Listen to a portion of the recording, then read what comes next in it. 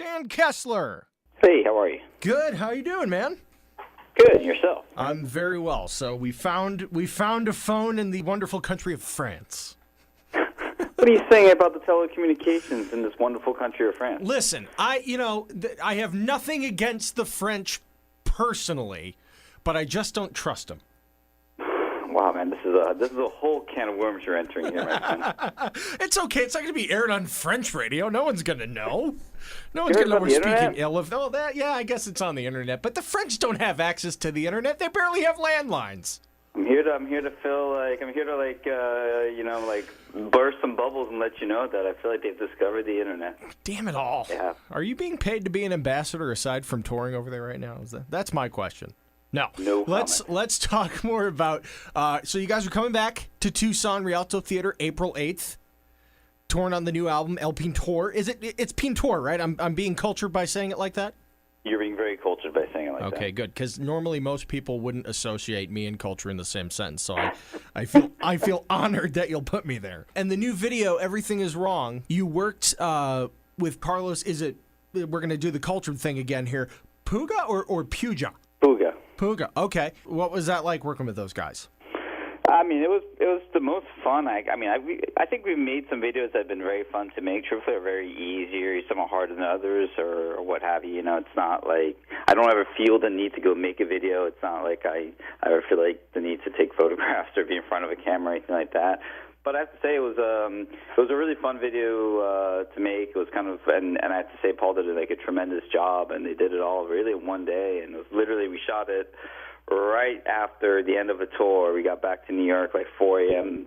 the morning before, and then we started shooting like 9 or 10 a.m. And they got it all done in such a relatively short amount of time, and it was really fun and really easy. And it was pretty easy to kind of divorce your bandmate from being from being sort of the director and the driver of vision for the video, and just kind of trust him, and I do trust him in his taste and so forth, and I feel like he did a great job, and it's definitely something that I really enjoyed watching it. Which usually videos you're like, I don't think I want to see this again, but I felt like that was a nice kind of, it showed a different side to the band. Very cool. And now you guys, aside from Tucson, your Western tours take you to Coachella back after what was it, four-year return?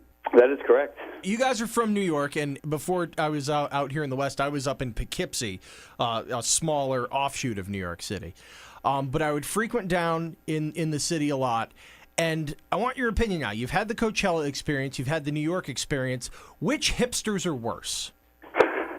Coachella hipsters or New York City, Bed-Stuy, Brooklyn hipsters? Wow. That's a tricky one. Truthfully, Coachella hipsters are there's a convergence of people from all over, right? And I'm not sure if I'm really the greatest barometer for, because I haven't really walked around the grounds too much at Coachella. It's sort of usually been an in and out sort of situation. So it's just kind of more of I'm hanging out with friends from bands backstage and people who are coming in that I know from elsewhere. So I'm not really sure if I've gotten a lay of the land in the true sense. Can't really say what's worse. It's a fair question, I have to say. You're smart. You keep your distance. That way you don't get any on you. Huh? Hey, you like that? Diplomacy. Super Bowl this weekend. Predictions? Who are we rooting for? I'm rooting that I'll be, I think, in Denmark, and I won't really have I get the sense that there won't be much of a fever over there. But let's see. It's kind of, I'm going to go for Seattle. I like the idea of new champions, even though I know they won last year, but a new dynasty and so forth. But it does seem like a pretty good battle. And that said, it does seem like also that Patriots have something to really fight for, and they're not the underdogs, but I get the sense that they feel like they've been backed into the wall of the latest controversies and yada yada yada. But they're still sort of they're pretty stealth, and I feel like they get it done. They don't sort of crack under pressure. Well, hell hath no fury like Bill Belichick and Tom Brady with underinflated balls. Right. The last time a big snowstorm destroyed the Northeast, which it is hitting hard in some parts over here right now, you guys got stuck on a bus for 50 hours. Did madness set in, cabin fever, bus cabin fever? I feel like being in a band there's so much waiting around and in general, and I feel like we were pretty aware that we had it much better than most people who were sort of stuck on the road, like in their cars, who were not prepared for that. And obviously, being in a car versus being in a bus is a big difference. And and after every show, every night we take bus stalks. So we had waters and we had like snacks and stuff like that. And so you know what I mean. I feel like you wait around a lot in rock and roll. There's a whole cliche, right? It's like 90% playing or something like that, and 10%.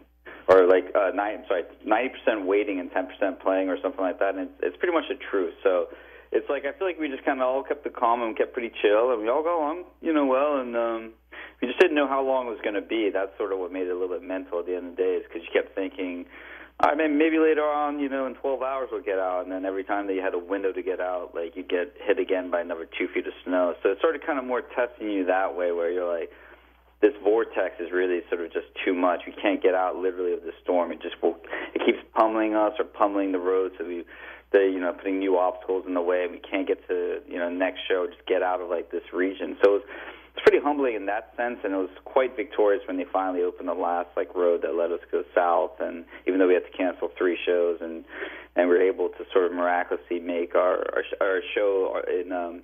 The next show in Philadelphia, which we had sort of thought we'd have to cancel, but we were able to make it in time, and that was sort of like, a great release at that point. Thankfully things didn't get to drastic measures, but if they had gotten there, who would have been the first one in the band to get eaten?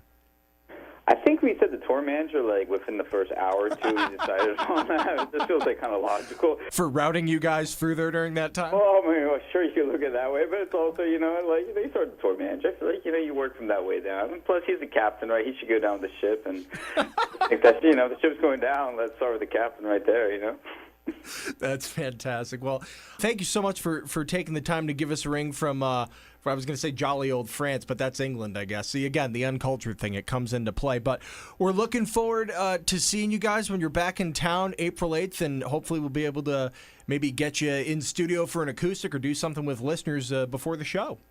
That'd be great. All right. Well, thank you again so much for giving us a ring today, brother. Not a problem. Totally my pleasure. All right. Have a great day. You too. Now, take care.